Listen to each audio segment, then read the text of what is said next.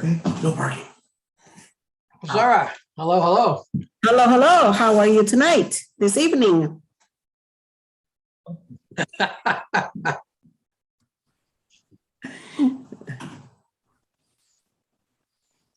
Well, we won't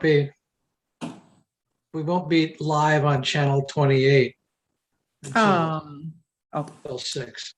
The city's broadcasting, but we won't be live on 28 till 6.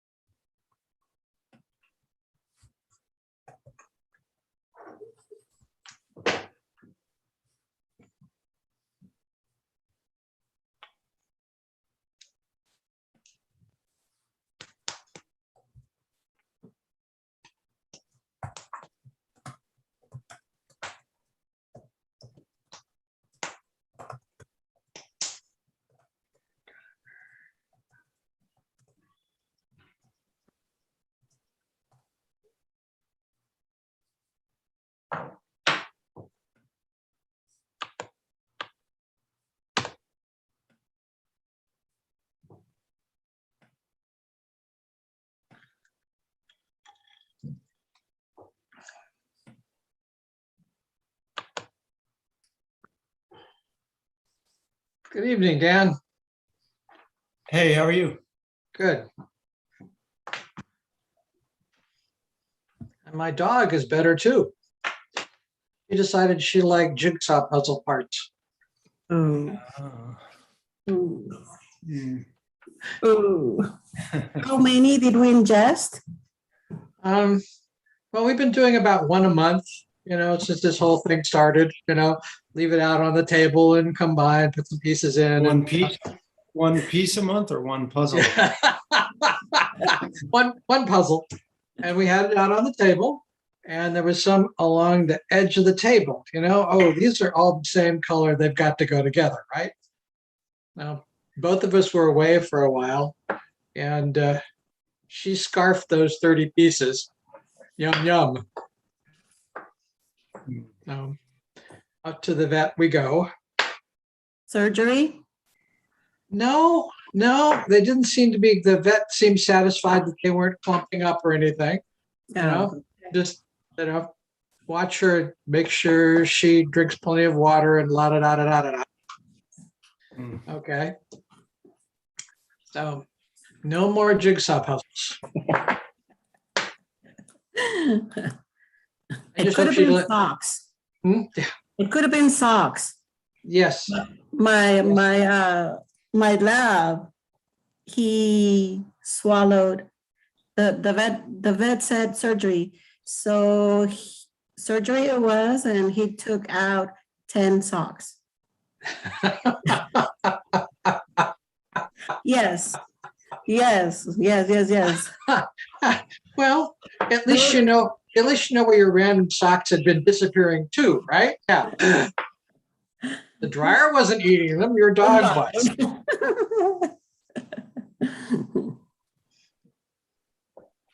Oh. Let's see. Marika, 1, 2, 3, 4, 5. Yes.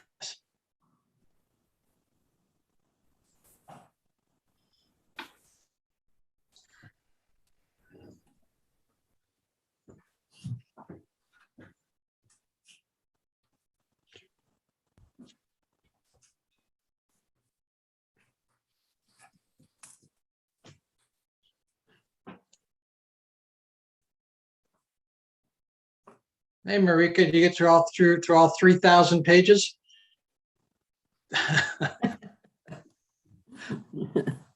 I will honestly admit I did not read every appendix. I only read 2 appendices. I read the rest of it, but I only read 2 of the appendices.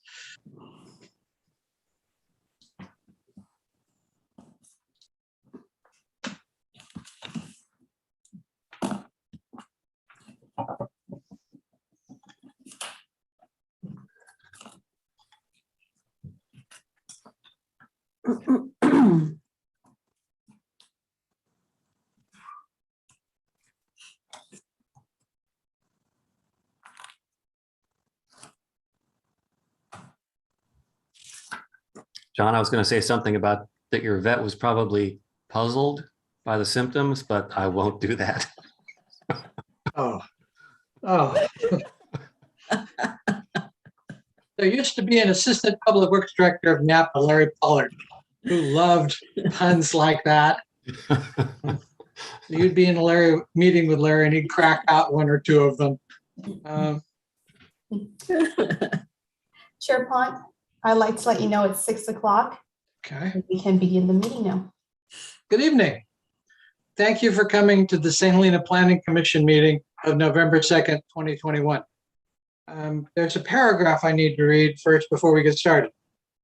This meeting will be conducted pursuant to the provisions of Government Code Section 54-953 as amended by AB 361, which authorizes teleconference meetings under the Brown Act during certain proclaimed states of emergency. The Governor of California proclaimed a state of emergency related to COVID-19 on March 4th, 2020. This teleconference meeting is necessary so that the city can conduct essential businesses and is permitted under Government Code Section 54-953 in order to protect public health and safety of attendees. Consistent with Government Code Section 54-953, this Planning Commission meeting will be held via teleconference only and will not be physically open to the public. Commission members and staff will be teleconferenced into the meeting by audio and/or video.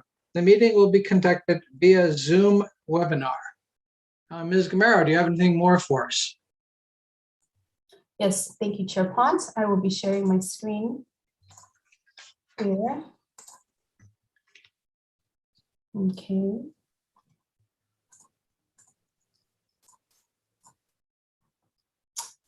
Perfect. Members of the public that wish to participate in public comments can do so by phone by dialing 669-900-6833. At the prompt, you may enter the meeting ID 845-1730-1810, press pound, and during public comments, press *9 to speak. Additionally, tonight's meeting will have live Spanish interpretation. To access the interpretation, you will need to use the Zoom application from either your phone, tablet, or computer. Instructions on how to use the Zoom app are listed in English and Spanish on the agenda posted on the city's website. Once you join the meeting from the Zoom application, you will see a small globe at the bottom or top of the screen. You can click the globe and you'll be able to access the live interpretation. We have Marcy and Claudia, who are the interpreters for this meeting. And that will be all, Chair Pont. Thank you. Vice Chair Hale, will you lead us in the Pledge of Allegiance, please? Surely. I pledge allegiance to the flag of the United States of America and to the republic for which it stands, one nation, under God, indivisible, liberty and justice for all. Thank you. I'd like to call the meeting to order. Secretary Gamero, will you take the roll, please? Yes, Commissioner Anderson, Here. Commissioner Segura, Here. Commissioner Rothfeld, here, Vice Chair Hale, Here. and Chair Pont. Here. Thank you. That takes us to item 3, which is the public forum. This is an opportunity for the public to address the commission on items of interest to the public that are not listed on the agenda. Because of restrictions imposed by the Brown Act, the commission may not engage in discussion nor take action on matters not described on the agenda. Please observe the time limit of 4 minutes. Ms. Gamero, is there anybody who seems to wish to speak under public comment? Yes, Chair Pont. It looks like we have Nancy Durbin who would like to speak at the moment. Nancy, let me unmute you here. And I believe you're able to speak now. Good evening. I would like to make a request. Since this is a public meeting, would you guys be so kind as to tell us how many people are logged in to view the meeting? So even though, I mean, we don't know who they are, but it would be nice to know how well attended the Zoom meetings are.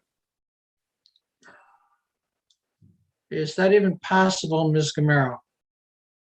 I am able to see the number of attendees, and I believe I'm able to disclose that information. And it's 25 attendees at the moment. Thank you very much. It would be great if we could get updated if that number changes at some point, you know, if it goes up significantly by like 5 or more, or people drop off, just to get a sense for how much involvement from the community there is. Thank you very much, you guys. Thank you. Ms. Gamero, is there anyone else who wishes to speak under public comment?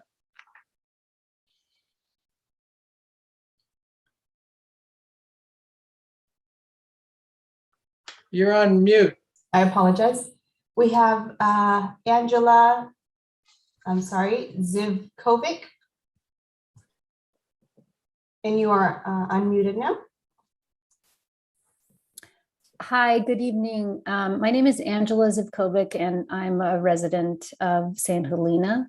I've been reading through the Hunter Project Development EIR, and I realized that there is a public comment period that is open until November 8th.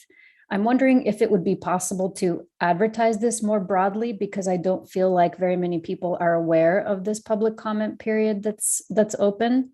And I would also like to express concern about the project in general. And Ms. Zagovic, yeah, this item actually is on the agenda.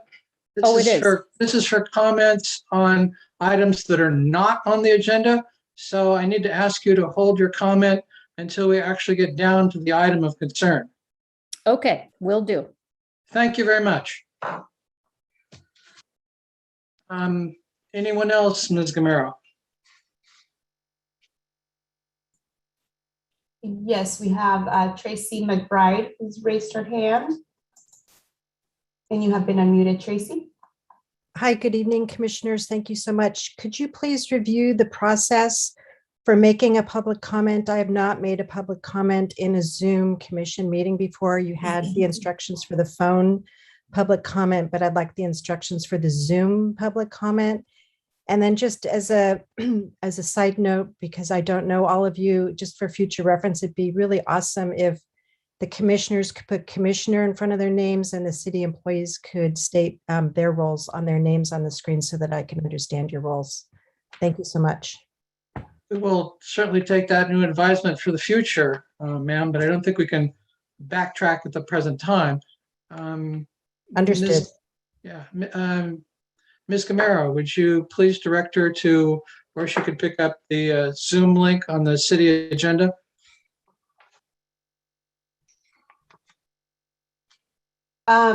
She is logged into the Zoom meeting. Sure. Oh, okay. I'm not sure what her question is, but during public comments, during the public hearing item, which is 5.1, Chair Pont will open up the public hearing, and just like you did now, you'll be able to raise your hands, and I'll be going down the list and calling on your name, and that's how you can provide public comment for the specific item. Great. Did that answer your question? Great. Thank you so much. Yes. Is there anyone else, Ms. Gamero? Give me 1 second, Chair Pont. Thank you. I do not see anybody else raising their hand at the moment. All right. That takes us to item 4, which is consent item. Members of the commission or the public may ask that any items be considered individually for purposes of considering alternative actions, for extended discussion, or for public comment. Unless that is done, one motion may be used to adopt all recommended actions. We only have one item tonight. That's the minutes of October 19th, 2021. Is there any members of the commission that wish to pull that item for further consideration? I do not see any. Secretary Gamero, is there anyone online who wishes to have that item pulled for further discussion?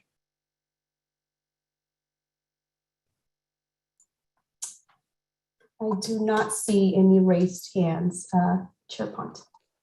Okay, thank you. Then a motion from the commission would be in order, if someone cares to make one. Commissioner Anderson. You're on mute. Autumn. You're still on mute. I motion to approve the minutes. Okay. Do I have a second? I second. Thank you, Commissioner Segura. Ms. Gamero, will you tally the votes, please? Commissioner Anderson? You're on mute. Yes. Commissioner Segura? Yes. Commissioner Rothfeld? Yes. Vice Chair Hale? Yes. And Chair Pont? Yes, thank you. That takes us to the public hearing for this evening, 5.1, which is receiving comments on the draft environmental impact report for the Hunter Subdivision project. This may take us a while to get through, but I want to make it clear that that's all we're doing. We're not acting on the environmental tonight. We're not acting on the subdivision tonight. We're making no recommendations to the city council on either one of those items. All we're doing is recording and listening to comments from the public on the draft environmental impact report. Additionally, Director Chair DeRosa. Pont, I apologize. There's an announcement I'd like to make. Any public comments that was emailed or received after 3 p.m. this afternoon will be added to the agenda tomorrow morning. So you will not see that on the Planning Commission agenda for tonight's evening. Thank you. Director DeRosa, do you want to introduce this for us, please? Certainly, thank you. We have the city's project manager, Eric Norris here. We'll give a brief presentation and then open it up for public comment. So Eric, you can go ahead and take it away. Thank you, Maya. I'm going to turn my camera off here briefly and we'll get our show going. Mr. Chair, members of the commission, thank you very much for being here tonight. I'm going to give a brief PowerPoint show, just a little bit of overview about the project itself. I think the chairman has already mentioned this is not an evening at which decisions will be made or recommendations made. It's also not a meeting where we will respond to comments. Tonight's meeting is all about getting comments from the public.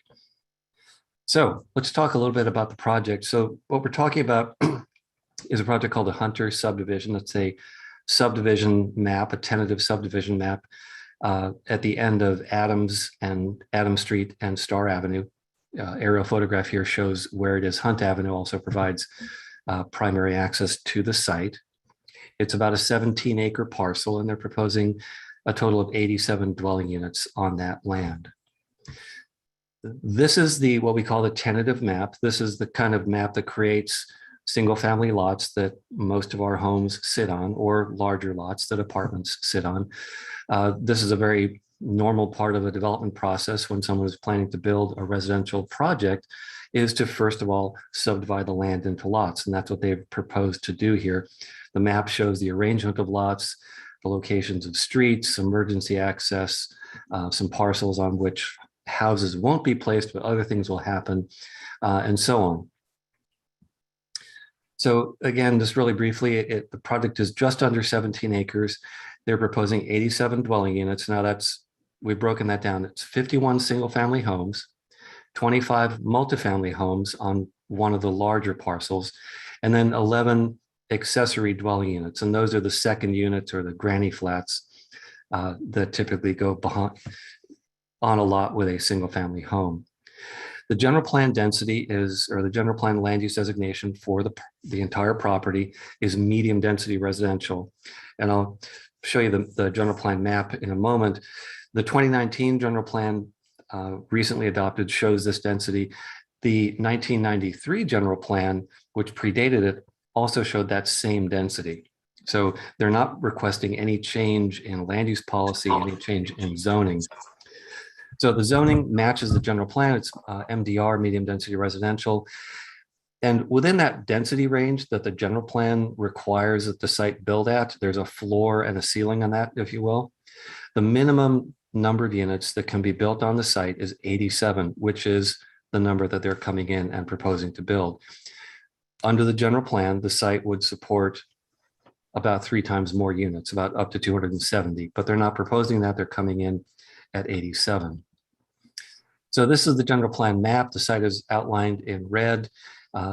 It's adjacent to agriculture, high density residential, a lot of other MDR or medium density residential land as well. So the applications currently, one of those is the draft environmental impact report, which is currently out for public review and which is the subject of tonight's meeting. And then the tentative subdivision map. That's the totality of what the city will be considering early next year when this goes into public hearings at the Planning Commission and City Council. Now, there are future applications that will need to be filed and considered before any development can take place. If this tentative map is approved, they won't be able to build any homes yet. There are several other steps. Those are listed on here. There's an affordable housing agreement that will need to be approved by the City Council, and that's under the city's inclusionary housing ordinance, which generally requires that any new housing project include housing which is affordable to lower income households. There is the design review of the proposed homes. They have not submitted any detailed designs for the homes yet. Again, all they're pursuing at this point is the subdivision itself. And then finally, there's a conditional use permit, which is required under the city zoning code for the multifamily housing that they're proposing on the largest of the lots, lot number 52 on the subdivision. The draft EIR looks at a variety of topics. I'm not going to read all these off on the screen, but it's everything from aesthetics to energy. Some of the more important ones are probably transportation and circulation, or certainly the ones that are going to receive a lot of attention. Utilities and service systems, which includes the issue of water service, but basically a very complete range of topics for the environmental impact report. The document also looks at alternatives to the project and a number of other topics that are required to be examined under state law. The draft EIR, which is lengthy, we understand that, but it's that way in an effort to make sure that all the information is out there, concludes that all of the project's impacts, with one exception, can be reduced to a level of less than significant.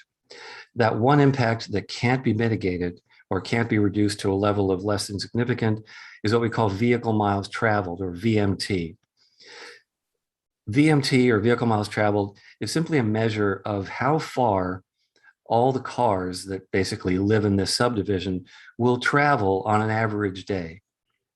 And that's everything from driving from home to work, driving from home to school, driving home to shopping and back, and so on. It's a measure of how much vehicle travel is being generated by the project. That's a new topic, actually, for CEQA that was imposed by state law just recently. What the state is trying to do is encourage cities to reduce the amount of vehicle travel as part of overall reductions in greenhouse gas emissions, which come partly from vehicles driving on the roadways. But that's the one impact that can't be reduced to a less than significant level, and that is identified as significant unavoidable. Now, that doesn't mean that the EIR recommends adopting the project or approving it or not. The EIR doesn't do that. The EIR does not recommend anything about the project. It simply provides information. And in this case, it has identified that there's a significant impact. And there are methods provided in state law for the city to take action on a project, even if it has significant impacts. A little bit of history about the project. Going back to 2010 was when the first application for this project came into the city. Was accepted as complete in 2011, so it's been around for a while. And earlier CEQA process started soon after that, going between about 2011 and 2016. For various reasons, was not completed. This current process began about 4 years ago in 2017, which brings us up to September 23rd of this year, which was when the draft environmental impact report was released for public review. For a minimum 45-day review period as required by state law, we're actually extending that because 45 days would have ended on a weekend. So we're extending that to the 8th of November. Looking forward to next steps. Once the comment period on the EIR closes on November the 8th, we will look at all those comments with the city's environmental consultant. If you're looking at your screen, you'll see someone named Christine Cronenberg. Christine is with the firm of Dudek. They are also working, as I am, for the city and on behalf of the city. They wrote the EIR, and they will be writing responses to the comments that come in. So that whole process of reviewing those comments, responding to them, and preparing a final EIR for consideration is going to happen through the winter. And then we're looking at the first quarter of next year for public hearings on the EIR and the tentative map. Then, as I mentioned, there are future entitlements, which can either happen next year or later. It's really up to the applicant on when they want to bring those in, assuming that the subdivision map is approved. Those being the affordable housing agreement, which goes to the city council, the design review of the proposed homes, and the conditional use permit for multifamily housing, both of which would come back to this planning commission for approval. So there are many opportunities throughout this entire process for public input. As we're showing on the screen here, the comment period that we're currently in is one of those, and this meeting is certainly an important part of that. In addition to this, I mentioned there will be hearings next year, early in the year, in the first quarter. Those will all be open to the public, and you'll be able to, again, come in front of the Planning Commission or the City Council and express your concerns, ask questions, make comments about the project. So once again, for tonight's meeting, we're trying to focus attention on comments on the draft EIR. What we're looking for are your comments, your concerns that affect the adequacy of the environmental document that we're looking at tonight. Is there any information that's missing? Is there analysis that's not correct? Are there conclusions that you feel are incorrect? Are there typos in the document? We're looking for anything that, any kind of comments like that. So, excuse me, as the chair mentioned, we're not looking tonight for comments on the project itself. There will be hearings at which time that is going to be a more appropriate topic of discussion. I'll also mention that there are a number of different ways to comment. Well, first of all, the EIR is available on the city's website. I've put the web address up here. It's also available if you don't want to go online in printed form at City Hall and at the St. Helena Public Library. The comment deadline is November 8th. You can comment tonight. We certainly encourage you, if you have the ability to comment in writing, either by US mail or via email. That way we're sure that we get your exact comments in the record. We'll be taking notes tonight. As I mentioned, Ms. Cronenberg from Dudek is online, so she'll be just taking notes about the meeting tonight. But if you really want to be certain that your full comments, exactly as you want to express them, are in the record, we encourage you to do that in writing. So, Mr. Chair, Staff's recommendation for tonight is that you finish receiving this presentation, open the public hearing, receive comments, close the public hearing, and then if there are any commissioner comments on the draft EIR, would certainly welcome the commission members to provide those. And with that, I will end my presentation, turn my camera back on. And again, thank you for the time. Thank you very much, Mr. Norris. With that, I will indeed open the public hearing. And this is actually right as we get started is the time for any commissioner who has had ex parte communications to place that on the table so we all know about it. Are there any commissioners who've had ex parte communications over this particular subject? I see no hands going up. So, Secretary Camero, is there any members of the public who wish to speak on this item? Yes, we have some hands, and I will start off with Angela Zivkovic. You are unmuted, Angela. Okay, can you hear me all right? Yes. Great, thank you. So I've read through the draft environmental impact report, and I'm surprised that so many of the issues that were covered were deemed as mitigated to a level of less than significant. I feel that there are quite a few issues that would in fact have significant impact, and I will go through the list as I see it. I strongly support alternative number 1, which is no project, no build alternative for the following reasons. One, the aesthetics of the east side of the town are inextricably linked with the vineyards, wetlands, and public outdoor space in the designated project area. Every day, hundreds of St. Helena residents access the areas around this site for recreation, as do visitors and tourists to the area. If there were a large housing development erected on the site, it would irreversibly damage the aesthetics of this town as a small agricultural town with historic significance. We would not be able to walk on the walkway through the area, have a view of the hills on either side of the valley, and the natural habitat restoration area. The housing development would also permanently alter the aesthetics of Star Avenue by drastically increasing traffic and congestion in this area. As a direct result of the building work itself and the subsequent increase in traffic and congestion to and from the development by hundreds of new residents, there would also be significant impacts on the air quality, particularly when you look at it as microclimate on the east side of town, and to all of the current residents, as well as wildlife that live in the protected wildlife habitat zone directly adjacent to the development.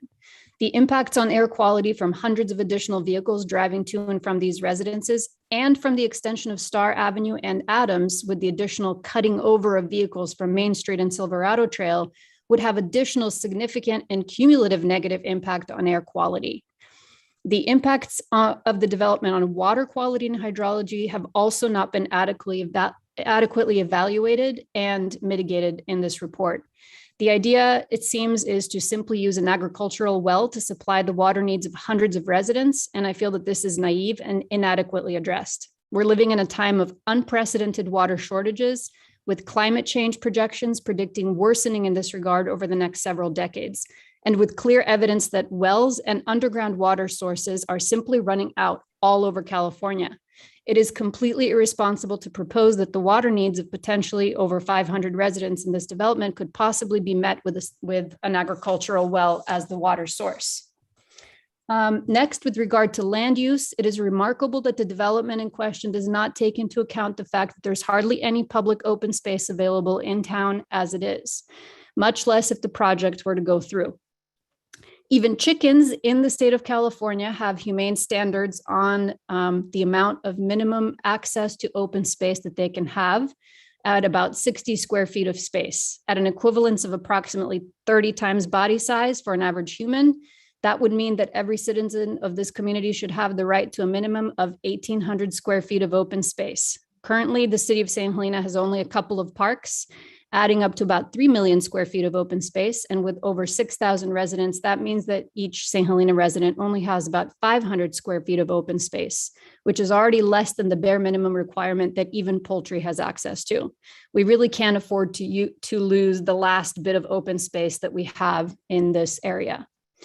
Noise and vibration would also increase significantly with the development in the area, and this has not been adequately accounted for with regard to the residents of not just Star Avenue and the adjacent neighborhoods, but also the existing low-income housing development on Hunt Avenue, which would be severely impacted, not just during construction, but also once the development is finished and there's significant traffic and congestion that's increasing in the area.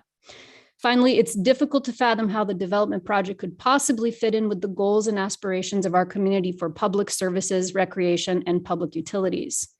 As it is, our community is barely able to meet the needs of current residents with regard to basic public services, recreation, and utilities. Everything from schools, water, sewage, garbage would be severely impacted by a construction project that would increase the population of St. Helena by 10% practically overnight. It is difficult to understand how our schools could possibly continue to provide quality teaching to a student body that could grow by 10% from one year to the next. And our current water and sewage treatment facilities are in need of repair and maintenance and are barely able to supply the basic needs of current residents. A substantial amount of— Ms. Angela Zivkovic, just a reminder that there's a time limit of 4 minutes per public comment. Your 4 minutes are up. If you'd like to wrap up your public comments now, would be a good time. Okay, I would like to just finish off by saying that I think a major problem is sewage and water. The plan states that the sewage would simply be diverted to existing sewer lines on Star Avenue and Vineyard Valley, and there's already some issues there. We have a bad smell on the corner of Star and Hunt in the fall on a regular basis, and we feel that this would be even more severely impacted by the development. Thank you so much for giving me this opportunity to voice my opinion. Thank you. Ms. Camaro, is there a next person? And I would like to remind everybody there is indeed a time limit of 4 minutes. We're trying to stick to that.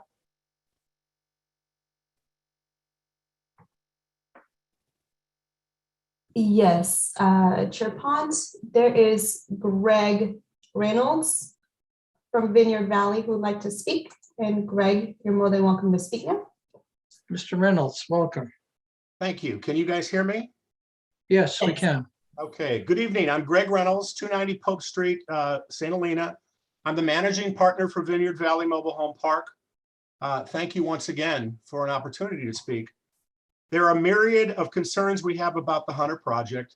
As our residents understand more about the project, topics of impact are significant and across the board. From levee access and levee maintenance to vista and privacy concerns, the electorate here in VV is not happy. There are so many mitigating circumstances raised in today's current environment around water, fire safety, emergency response, traffic, to name a few, that your job as city planners and perhaps city council members makes it all the more critical that evidence doesn't get ignored. You have a tough job.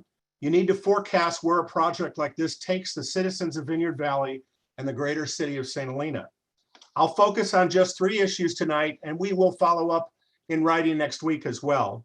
My 3 issues are emergency evacuations, water specific to sewer discharge, and traffic. Vineyard Valley is a retirement community, 55 and older, approximately 218 homes when everyone is home. The park is home to 350 people. Many are retired seniors.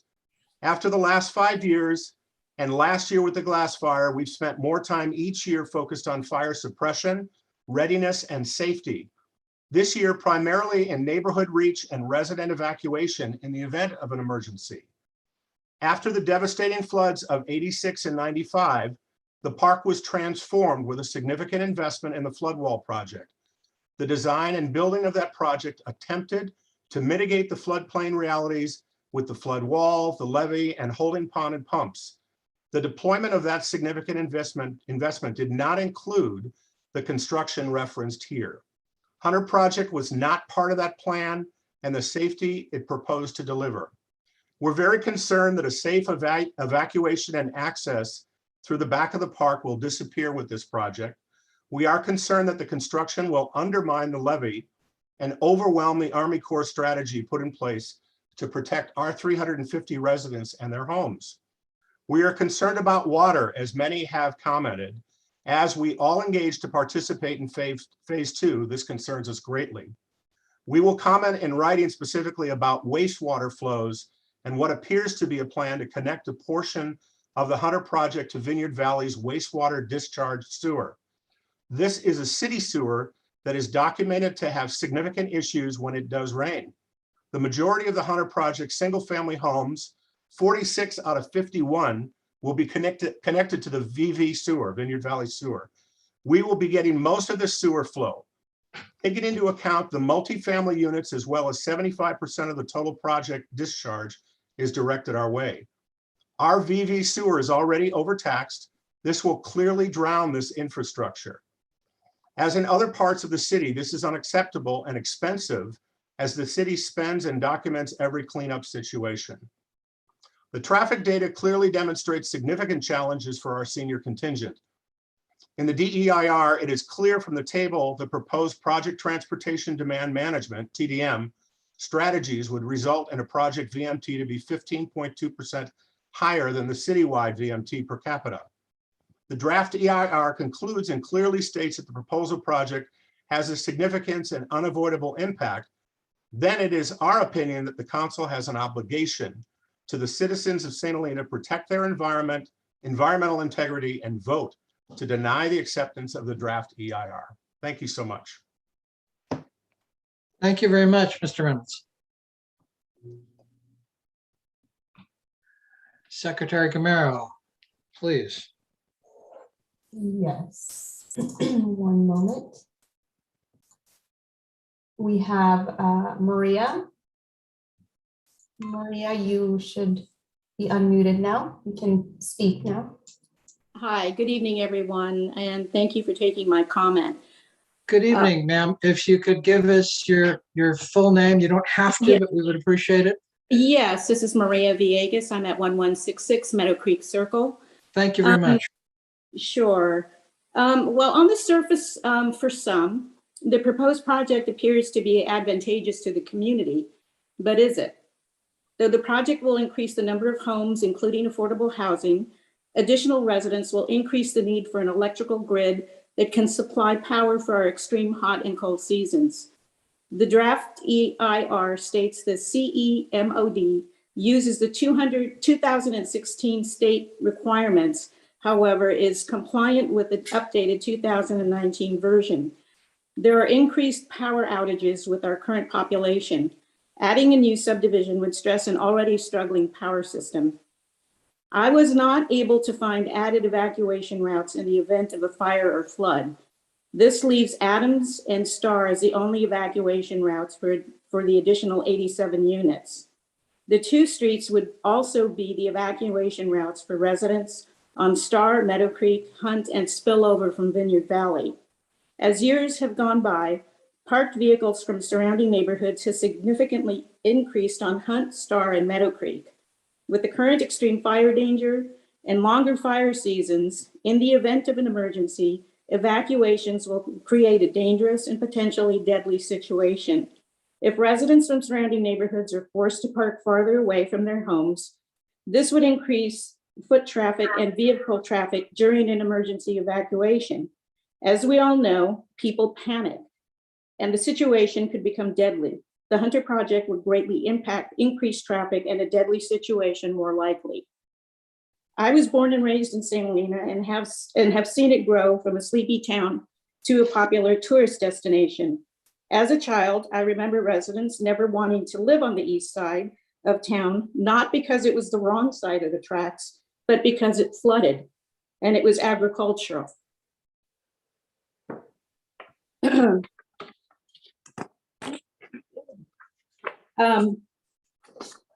There were prune trees and walnut trees, and yes, there were two wineries. It was Krug and Behringer's. And if the early settlers were standing before you today with the current proposed project, they would ask you, why would you build in a flood zone?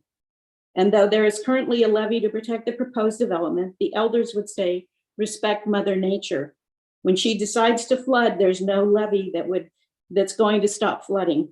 We need to respect nature and listen to what it's telling us. If the recent fires haven't taught us, we really need to reevaluate our understanding of climate change. This isn't rocket science, this is common sense. When a proposed project is being built in an area never meant for human habitat, it screams this proposed project should not move forward. Lastly, the willingness to build a subdivision over a Native American burial site, the largest discovered in the Napa Valley, should give pause, not only to the developer, but all our elected officials. The site qualifies for both national and state registry as a historical site. 163 human remains were discovered, along with trading beads believed to be from Spain. The DEIR recognized there is potential for more artifacts to be uncovered, and under AB 52, the Native American tribe affiliated with the artifacts and/or human remains are to be notified. The WAPO tribal chairman was not listed in the DEIR as being notified. The artifacts discovered at the project site are part of St. Helena's history. It's part of us. Thank you. Thank you very much. Ms. Camaro. Yes, we have Patrick Band. Patrick should be able to speak now. Thank you very much. Patrick Band, Executive Director of the Napa County Bicycle Coalition. Want to provide some general comments this evening in advance of a formal comment letter that we'll be submitting within the next week. We would also like to request an extension of the EIR or DEIR comment deadline by an additional 30 to 45 days, given the number of significant issues that we've identified as well as other community members are bringing up this evening.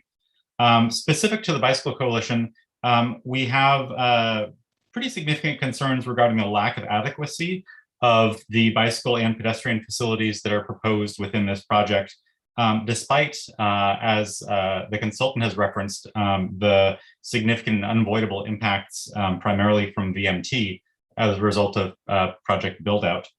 Notably, the DEIR fails to acknowledge the city's own 2019 adopted bicycle plan, which would call for Class 1 multi-use facilities on Adams as well as Star. Those facilities would provide a safe, separated opportunity for bicyclists and pedestrians to travel to and from the project location to a number of local destinations, including grocery stores, shopping, schools nearby. And that connectivity would only be leveraged further by the planned improvements for the Napa Valley Vine Trail, which is also likely to include a section of Adams. Again, this project is very walkable and bikeable if those project facilities are included, which they are not currently. We, again, will be providing a full comment letter, but suffice to say, we are very disappointed that the DIR is basing a number of their transportation assumptions on either outdated or faulty plans, and would like to request an extension of the comment period by an additional 30 to 45 days. Thank you very much. Thank you. I would like to say one thing here right now. The commission is not empowered to make any sort of decision on extending the review time for this EIR. That's beyond our purview. That would come out of either senior city staff or the city council itself. We have no power to do that. So if there's anyone else who is online waiting to request that, we are not the venue that can act on any such request. Onward. Ms. Camaro, is there another person who wishes to speak? Yes, we have Tracy McBride who would like to speak. And you have 4 minutes, Tracy. Good evening, commissioners and staff. Thank you to those who have spoken, and thank you for this opportunity. I want to say that I feel this is a design of the past, and I'm not quite understanding the city staff person who said tonight is about comments on the EIR, but not on the project. I do support more housing, more diversity in St. Helena and property owner rights, but I strongly feel the proposal for 87 units needs to take into consideration energy efficiency, housing equity, working to achieve net zero impact on the environment and resource consumption. Constructing separate and unequal low to moderate income housing will forever mark those units as affordable units, lesser quality, and be easily identified as the low income section. The affordable housing should look and feel very similar to all the homes developed. I can accept they may be smaller and have smaller yards, but why do they need to look different? I have an issue with the east side versus the west side of St. Helena. There are no similar big developments in the heart of the so-called west side or perimeter of the west side. You commissioners need to tip the scales to help the developers build homes that attract the next generation of residents to even the score between the east side and the west side. I believe there should be public open space, as mentioned in the EIR, of at least 1 acre. As commissioners, you know our per capita per public parks, and where do we stand? Just as the Signorelli development created Jacob Miley Park, which is much bigger than 1 acre, don't you feel creating public open space is the right thing to do for our community and the new residents who will live here? I believe this park should connect to a walking path to the Napa River. This proposal should allow for owned affordable housing, which should be regulated in the same way, but not a rental.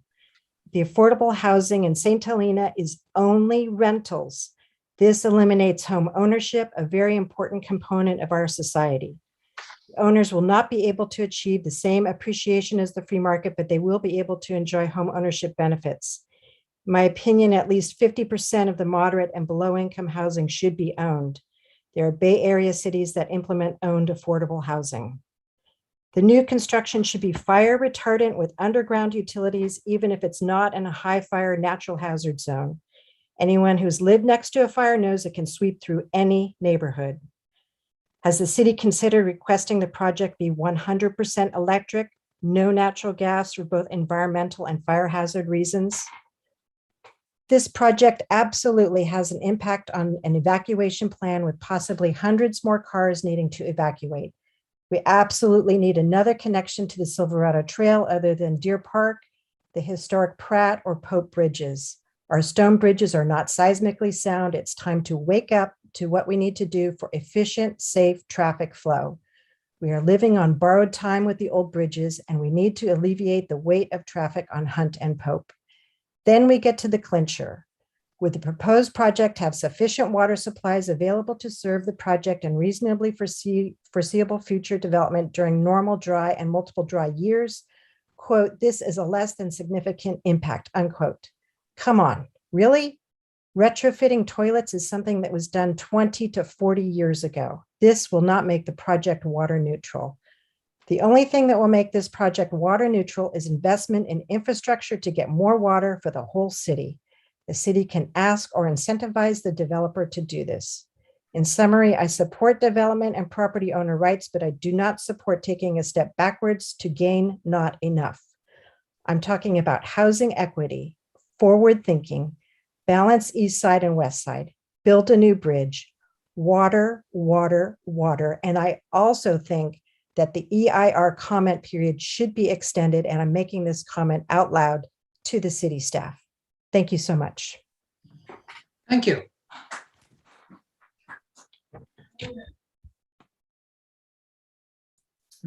Next, we have Ms. Elizabeth Alderman. You can speak now. Hi, hello. I guess in contrast to several people who have spoken tonight, we are actually very new to town. We moved here in February, and we are probably the most impacted by the potential construction living at the corner of Hunt and Star. There's a few things I would like to say. We have 2 small children who ride the bus every morning. We stand out, at the corner of Hunt and Star. And every single morning, I have to stand in the crosswalk of Hunt and Star to prevent cars from driving past the bus and putting children in peril. The stop sign at our intersection is faded almost to not being recognizable and has not been replaced. So I think, to sum up, I have no confidence that there is the ability to safely manage a new inflow of hundreds of cars with the children that ride that bus every single day. The other thing I'd like to point out is there is a major parking issue in our neighborhood. I have been in contact with the manager of Hunts Grove. My children are friends with kids in the community. You know, we live right next to them. Those apartments right now have many more people living in them because of the affordable housing crisis, and it's trickling over into a parking situation. What I have not seen is any plan from the city to accommodate the existing traffic problems and parking problems we have right now, as well as what we will do when there is an additional 80 units of housing. I would also like to point out that from an equity perspective, I would much rather see another Hunts Grove in the community where we give affordable housing to people who truly need it and who truly want to contribute and work in the community, rather than potentially opening up multiple units of housing to second homeowners who do not live here. There are too many people that need housing in this community to make that even a possible option, that these would turn into Picasso homes or anything like that. And echoing what other commenters have said, there is not enough time to react to this environmental impact review. I know for a fact that many people in the Hunts Grove community have not read it, and they are majorly impacted by this development. So I would like to also echo the sentiment as well.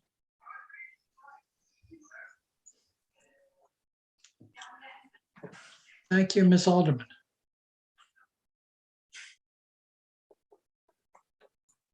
Yes, we have Nancy Durbin who would like to speak. You can speak now. Good evening again.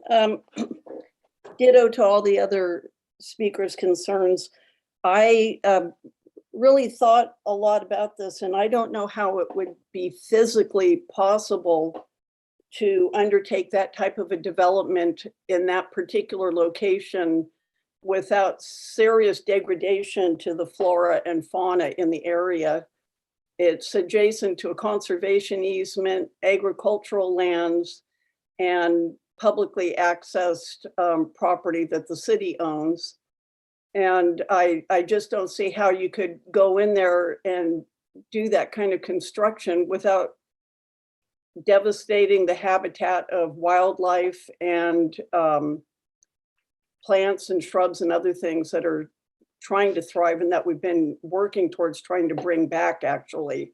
So there's an environmental effort underway now to try and restore habitat and preserve and even enhance it. And this kind of a project just simply is not compatible.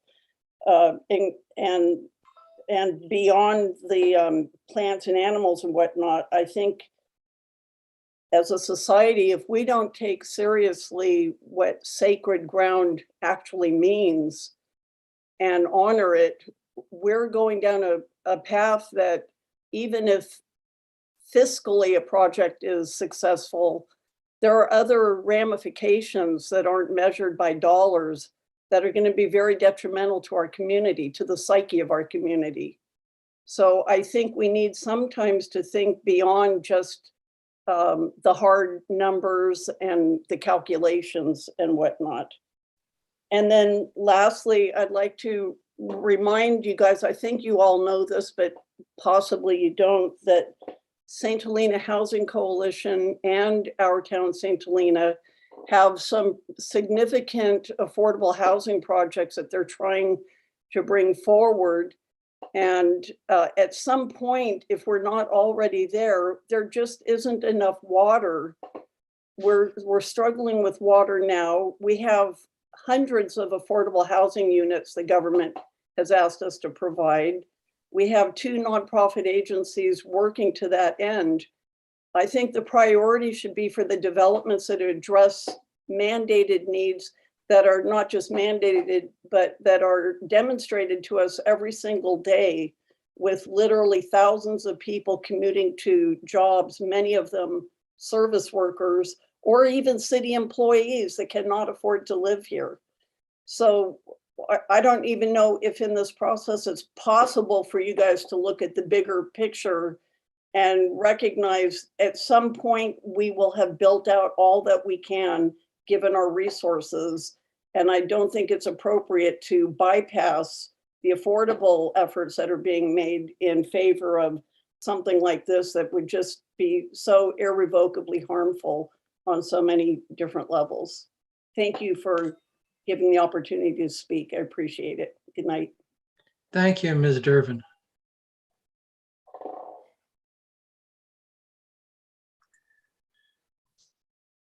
And at the moment, I do not see any more hands raised. I could give it a few seconds to see if anybody raises their hand. Okay, we have Marina Lavanino. Apologize if I messed that up. You can speak now. Great, thank you. You did very well with that, Lavanino, Marina Lavanino. I'm curious, I actually live in Vineyard Valley and look out on the side of this every day. My office looks out on the property. And I see so many people utilizing this as a recreation area. I am going through the DEIR carefully, and there's a lot of really interesting information there. So I would encourage people to read it carefully and not just briefly, because there's a lot of detail.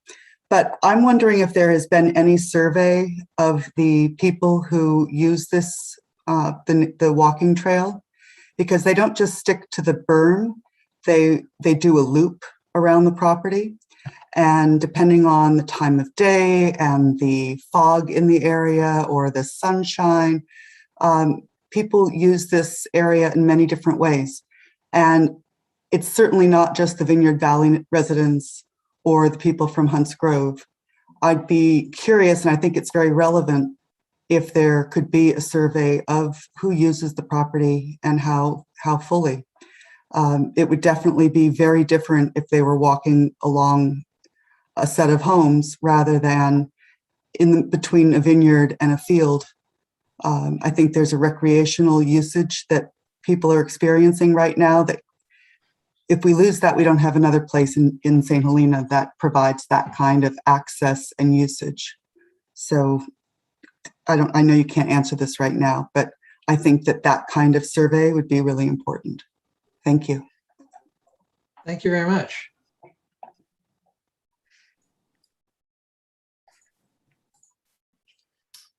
Next, we have Ben Alderman. Go ahead, Ben. Oh, hi. Can you hear me okay? Yes, we can, Mr. Alderman. Thank you. I was just wondering, taking into account recent weather events, the closing of thoroughways and how that's going to have an impact that we've seen already on the main street. Once Star is connected, that would then likely drive a lot of that traffic down Star and over. So when we're looking at traffic patterns, how is there the opportunity to look at traffic patterns now? I don't remember the exact date, I'm sorry, that the traffic patterns were taken.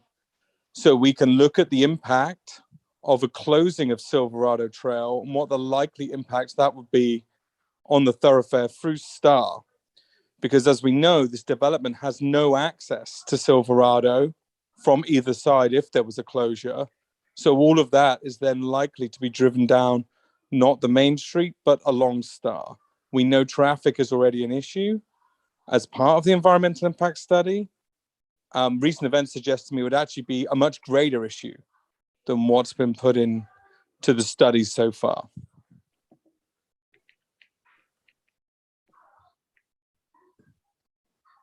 Thank you, Mr. Alderman. Ms. Camaro? I do not see any other hands raised at the moment, Chair Pont. All right.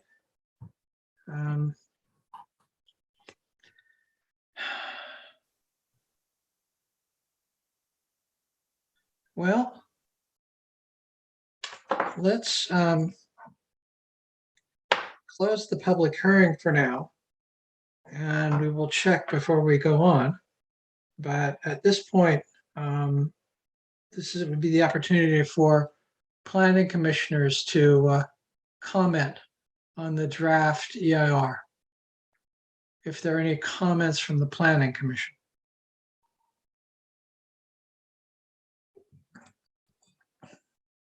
Any commissioner who wishes to throw their oar in the water on this subject this evening?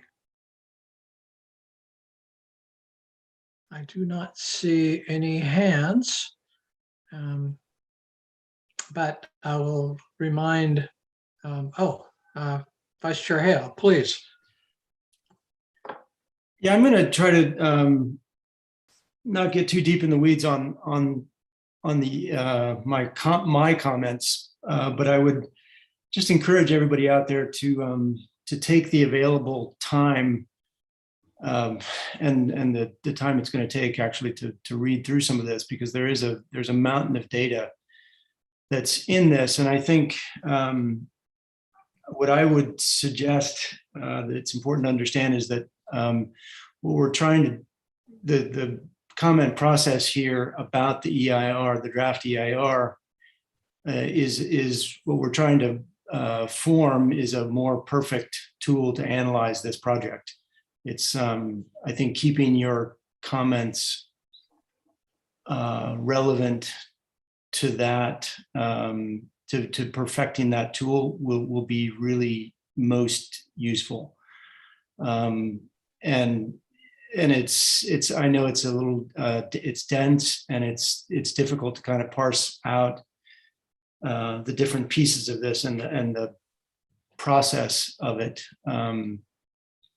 But I think if we can do that, this will be a more productive, and it'll give us the most accurate kind of read on this. So I think if you can kind of push to perfect the data, point out where pieces are missing, and if there's pieces that you feel are inaccurate, of course, do that too. That would be the most productive thing. And I'll leave it there. Any other commissioner care to comment on the draft EIR at this point? I do not see any hands raised. So with that, Ms. Gamero, has anyone come online last couple of minutes?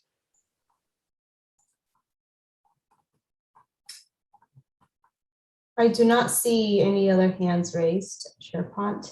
Okay. In which case, I will. Mr. Chair, Yes, sir. Ms. perhaps the clerk could just mention the number of participants who are on the call at this time. It has gone up. You're correct. The number of participants is 32. 32. Okay, we're at 25. And I do see a hand that just raised.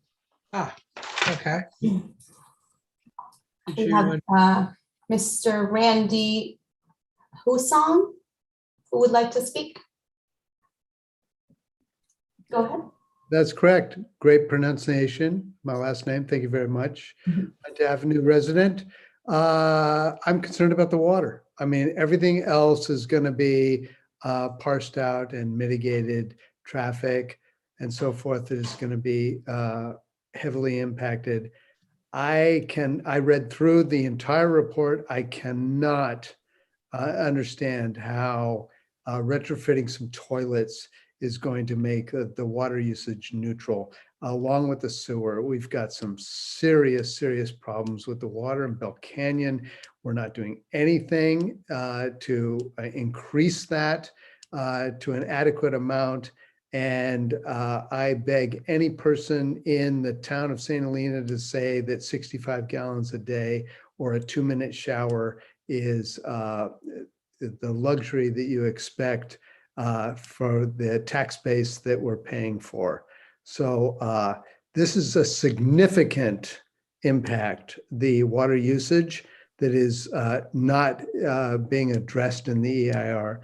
And I beg to differ that it's not an impact, and that the well is going to produce some portion of all the landscaping, and that retrofitting 300 toilets is going to make this a water neutral situation when you can't provide enough water for the residents that are already paying for it. It's absurd. So this needs to be addressed in a more significant way and more detailed. So thank you very much. Thank you, Mr. Husson.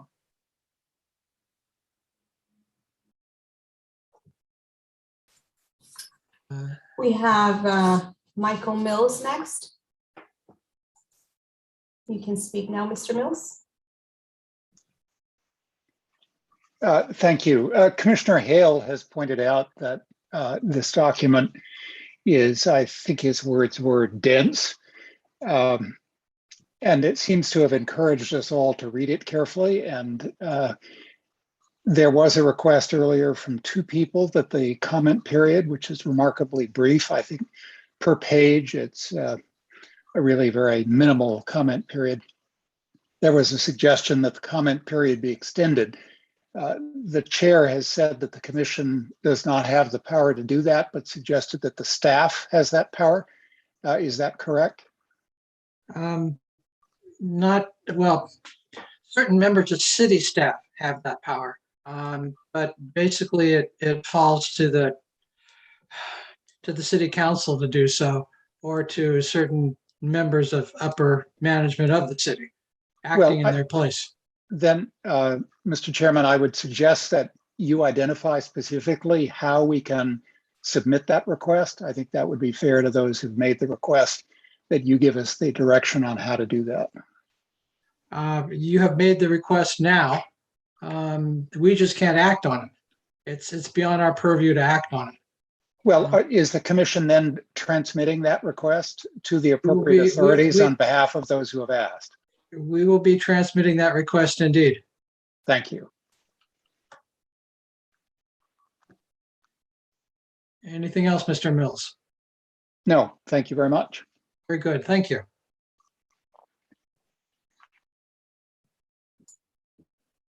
Next, we have, excuse me, Maureen 436. Maureen, if you could state your last name, you don't have to, but it would be great if you could do that for the record. You can speak now. Hi, I'm Maureen Lewandowski. I live off of Fawn Park here in St. Helena.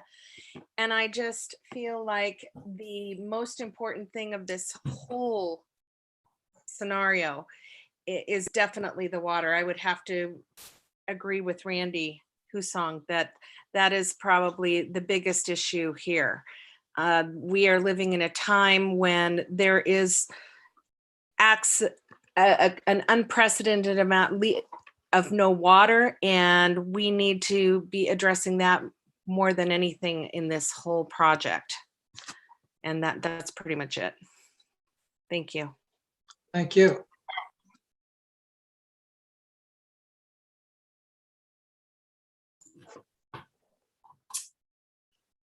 There are no other hands up at the moment, Chair Pont.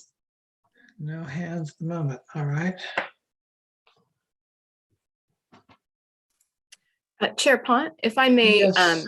respond and articulate for our public again, I know we spoke a little bit about what the process looks like going forward, and I did hear the request to extend the comment period.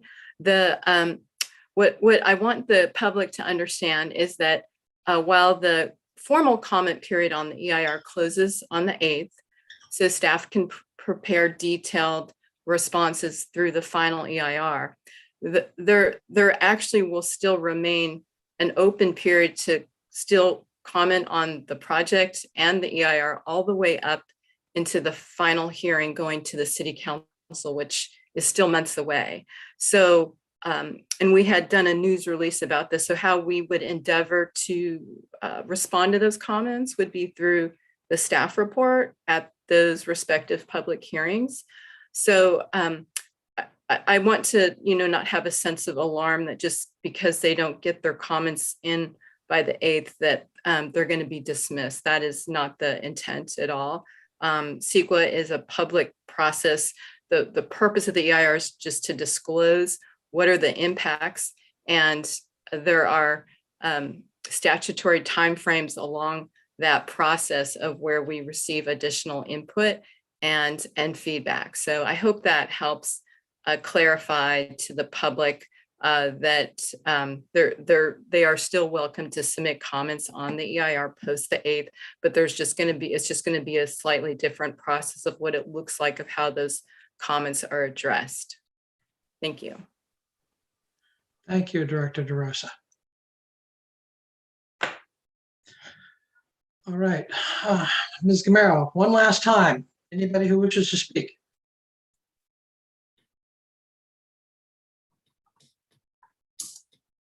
No additional hands are up, Chair Pont. All right. I'm gonna, in which case, close the public hearing. And since we've already requested comments from the planning commissioners, unless there's anyone else on the planning commission who wishes to address this item, I don't see any hands.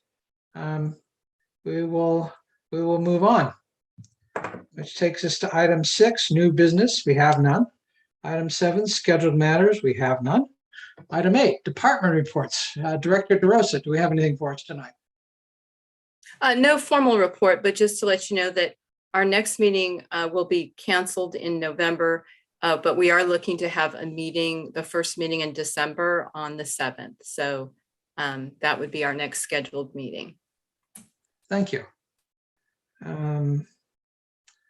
Agenda forecast, as always, it's on the city website, a list of current projects that are in process. And this is also the opportunity for any commissioner to request an item on a future agenda. Is there any commissioner who would like to bring up an item forward for discussion or consideration on a future agenda? Once again, seeing none. That brings us to what was Lester's favorite item, adjournment. We are adjourned. Thank you.